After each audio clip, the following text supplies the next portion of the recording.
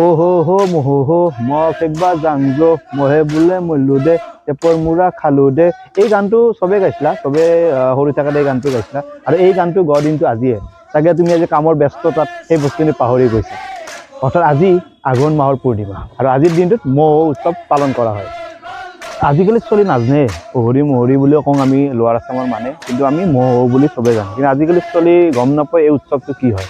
হাতত টাকানডাল লৈ পেলাই আমি ঘৰে ঘৰে গৈছিলোঁ, কোনোবাই 1 টকা দিছিল, কোনোবাই 2 টকা দিছিল, আৰু যাৰ হাতত পইচা নাই তেওঁক চাউল দিছিল। কিন্তু আজি সেই উৎসৱটো চাগে ক'ৰবাত নহয় ক'ৰবাত হেৰাই গৈছিল, তাৰ মাজতো ক'ৰবাত সেই উৎসৱটো চলি আছে। আপুনি একবাৰ ক'বচোন আপোনালোকৰ জেগাত উৎসৱটো পালন কৰি আছে নে নাই, সৰু চলি গ'লে হাতত টাকান লৈ আহিছে নে নাই, একবাৰ কমেণ্ট কৰি জনাব। আপোনালোকে সৰুতে অহৰি মহৰি মাৰিবা গৈছিল বা মহো মাৰিবা গৈছিল। আমি নলবেৰীয়া মানুহ গ'লে অহৰি মহৰি বুলি কওঁ, আমি তেতিয়াই বুজি পাওঁ। আপোনালোকে সৰুতে আপোনাৰ মনত থকা এটা কাহিনী যদি কাৰোবাৰ মনত আছে এবাৰ কমেণ্ট কৰি জনাবচোন। আৰু আজিৰ এই দিনটোত সকলোকে মহো উৎসৱৰ শুভেচ্ছা জনাইছোঁ।